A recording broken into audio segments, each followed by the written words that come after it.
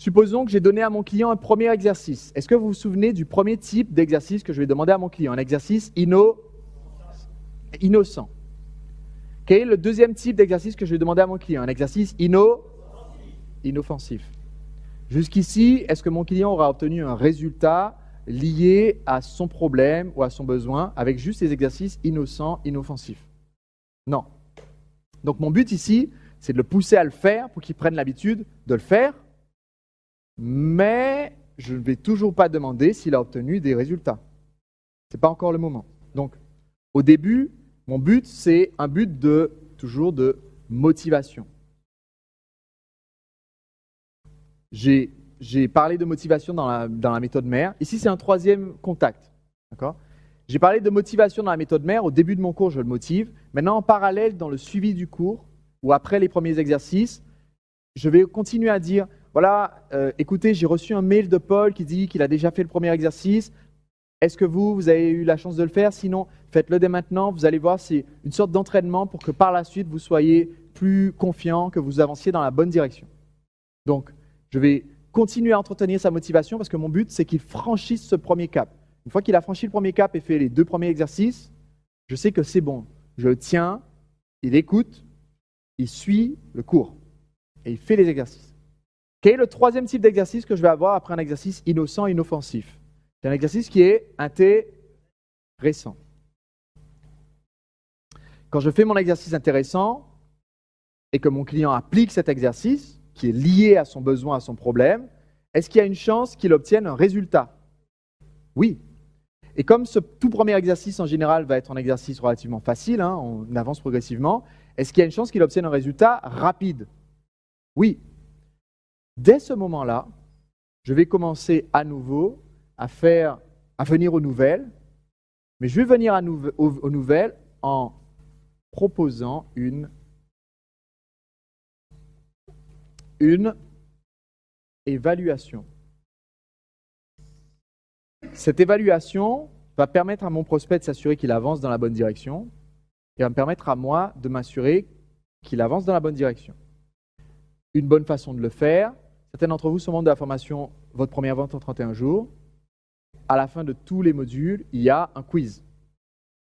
Quand je fais le quiz, je m'assure que j'ai repris les points essentiels de ce qui a été vu. Comme ça, on peut apprendre rien qu'en faisant le quiz. S'il y a quelqu'un qui n'a pas pris le temps, qui a sauté un module, il peut apprendre quelque chose en faisant le quiz et en regardant la correction. Donc, c'est une autre façon d'enseigner.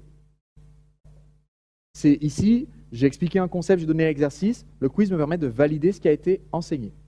L'évaluation, c'est très intéressant pour le prospect, surtout si à la question « Avez-vous progressé ?», il ressent que la réponse est « Oui ». Donc, par pitié, la première évaluation dans le programme, faites en sorte que, c'est comme le bac de nos jours, tout le monde l'ait. C'est l'objectif pédagogique. Je ne dis pas de rendre l'évaluation trop simple, je dis de rendre l'exercice simple, faire en sorte qu'il soit quasiment impossible à échouer. D'accord? Il y a un principe dont je parlais dans les séminaires séduction, c'est l'exercice auquel on ne peut que réussir. C'est des questions du genre, quel est le feutre le plus long entre ces 2 feutres? C'est le premier exercice. Rédigez la réponse dans votre cahier. Une fois que c'est fait, dans le quiz, je peux m'assurer qu'il a bien répondu. Donc, l'évaluation, c'est une occasion où je commence à récolter des réponses. Si mon client est déjà dans une situation où il rédige des réponses, qu'est-ce que je peux lui demander de rédiger? Un témoignage.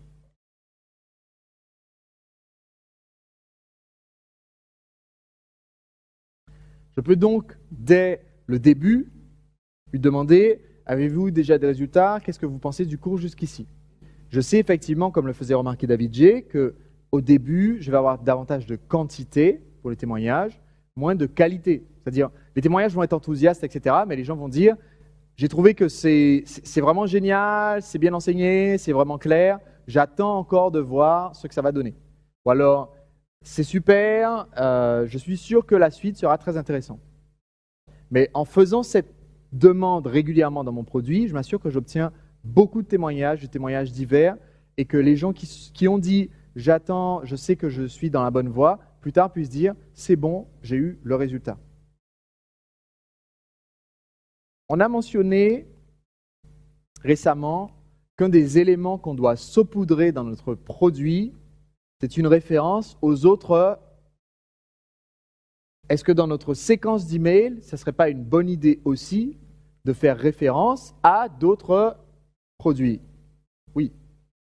Donc, dans ma séquence de mail, je vais aussi inclure deux choses, ce qu'on a dit qu'on devait saupoudrer.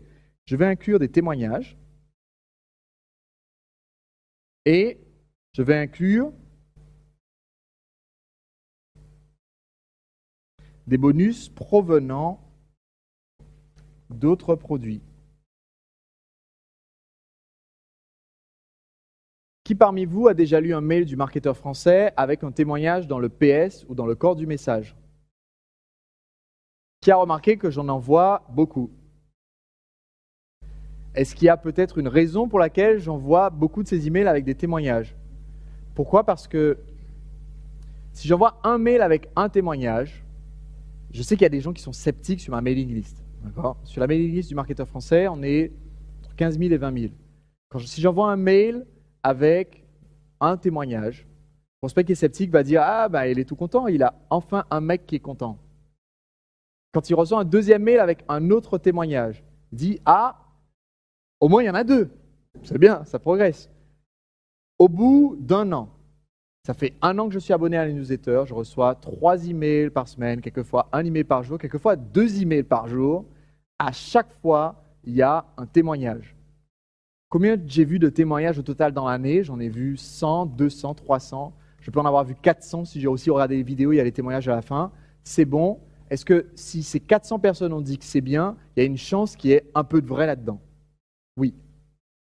Donc, vous pouvez très bien réutiliser les témoignages qui ont été donnés au début par les personnes qui ont suivi le produit dans tous les mails que vous allez envoyer par la suite en disant « Tiens, je viens de recevoir un message de Paul, je viens de recevoir un message de Pierre, si vous ne venez pas de le recevoir, vous dites « Je viens de relire un message de Jacques ». Vous récupérez le message de Jacques qui a assisté à la formation il y a 4 ou 5 ans. « Je viens de relire un message de Jacques qui disait ça la première fois qu'il a suivi la formation. » Est-ce que c'est aussi votre expérience?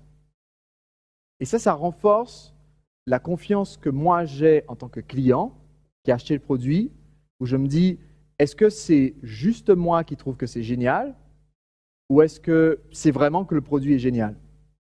Plus il y a de gens qui l'ont dit, plus je sais que le produit est bon.